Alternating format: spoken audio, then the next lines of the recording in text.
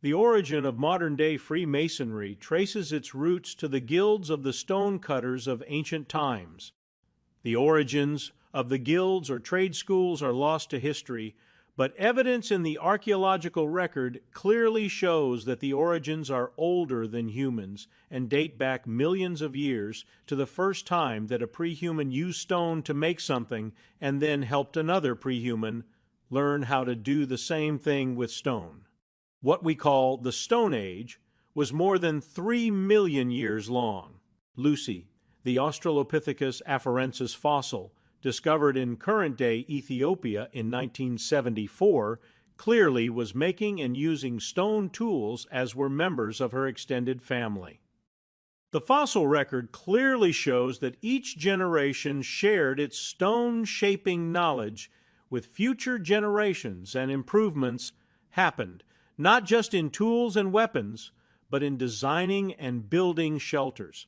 This, of course, evolved into roads, walls, bridges, pyramids, aqueducts, colosseums, fortresses, cathedrals, and elaborate castles, many of which are standing today and are still in use. The knowledge of working with stone required dedication and attention to detail, and these tradesmen were known as tectons. The tectons who were better trained and masters of their craft were called architectons, and this is where we get the word architect. It's like the order of angels. First you have the run-of-the-mill angels, and then you have the higher-level ones that we call archangels. The evidence supports the idea that Jesus Christ was a stonemason and not a carpenter. Stone was the available material, more so than wood. The ancient text said that he and his father were tectons. Then in 1611, the translators of the King James Version used the common term of the day for a tecton, and labeled him as one who worked with wood, thereby making his profession as that of a carpenter. This translation error is also how we got unicorns in the King James Version, but that is another story for another time. The guild system of education rocked along for several thousand years, and for several centuries there was an overlap with a new system. Starting in the year 859, the Muslims invented what we now call the university system of education. It was a more structured and well-rounded system of training than the guild system.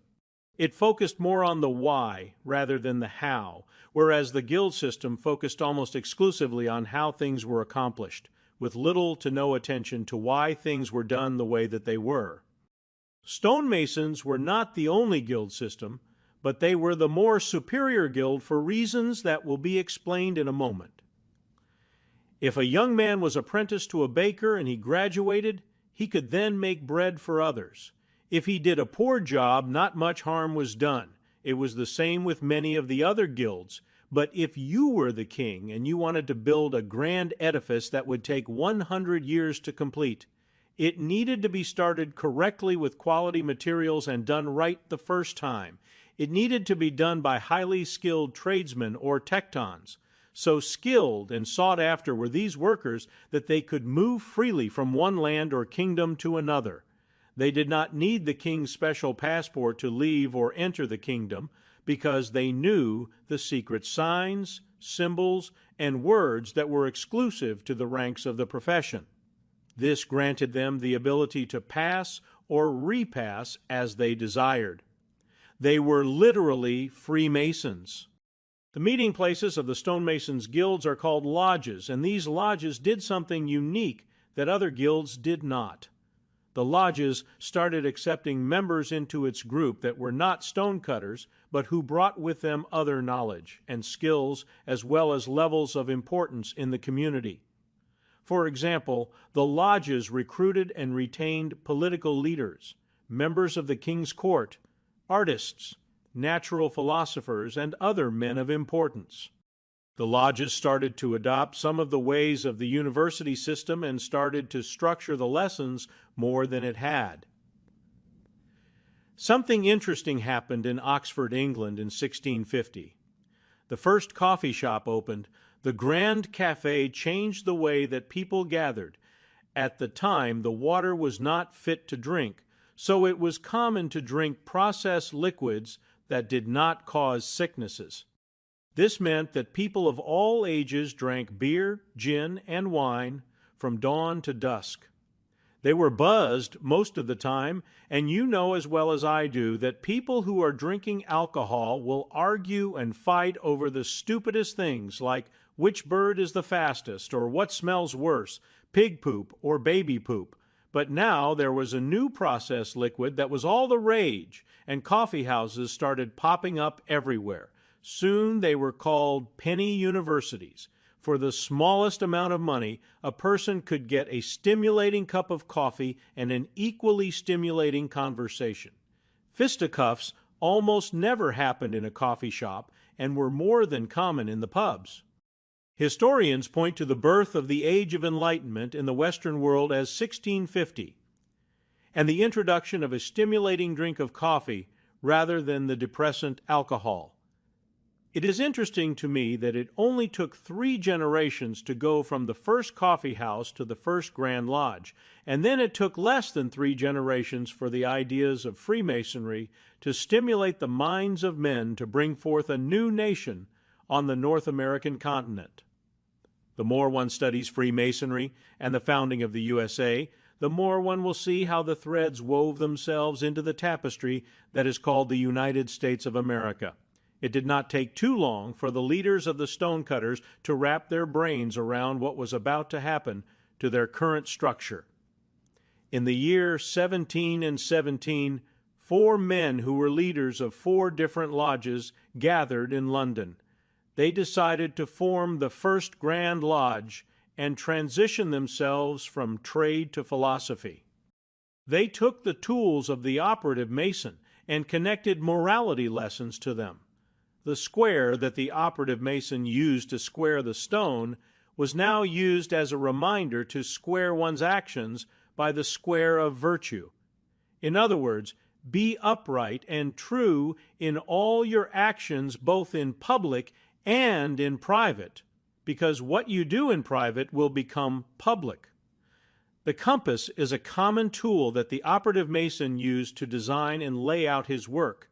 To the speculative Mason, the compass is to remind him to circumscribe his passions and keep them within due bounds. In other words, don't be a hothead. Seek first to understand and listen more than you talk. Calm will rule the day. When a person becomes a Freemason, the philosophical use of all the tools of the operative Mason will be made known or brought to light to him. Freemasonry is not the only path to self-improvement, and often Freemasons are active on other paths as well. This is encouraged by the craft or brotherhood. For over 300 years, the current iteration of Freemasonry has helped good men become better men. Our list of members is a long list of who's who. Freemasonry is a global order and clearly not a fad. To be a Freemason, you must ask to be one, as the order does not actively recruit new members. Freemasons are often accused of wanting to take over the world or of being a secret society. Yes, our goal is to take over the world by helping good men become better husbands, fathers, brothers, uncles, council members, board members, mayors, and any other place that a better informed man can help his community be a better place for everyone. If our goal was to control the world, then we must not be doing a very good job, since we have been at it for more than 300 years, yet we still strive to make good men better men one at a time. As to the secret society charge, we have failed at that too. We have a bank account, we have a phone number, Facebook page, and our name is on our buildings. Our members wear hats, buckles, and jewelry showing to the world that they are a proud member of the order. We are a society that has closed meetings, but so do businesses. Just try to bully your way into one of their board meetings and see how far you get. Our meetings are as normal as any other meetings. We discuss bills, property issues, sick brothers, fundraising, and we have some sort of educational moment. We are not a religion. We accept good men of all faiths who express a belief in a grand architect of the universe. We do not allow discussion of religion or politics in the lodge. It is by historical tradition and nothing more that we have secret handshakes and passwords. In days of old, these were our credentials. This was how we proved to the people in charge of the new building that we could do the work. This is not any different than a medical doctor being board certified or a dentist having a license to practice.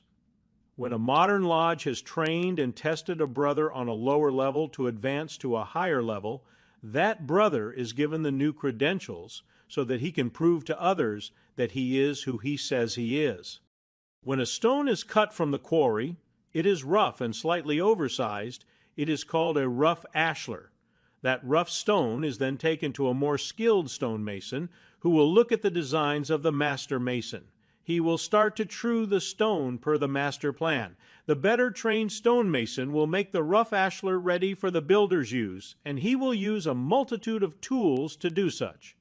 In today's iteration of Freemasonry, we take a good man as a rough ashlar, and we give him the help, encouragement, and tools to smooth his stone to make himself a better ashlar. This is not something that he will ever finish, but that he should strive every day to polish on his stone. Under the umbrella of Freemasonry, we have many other groups.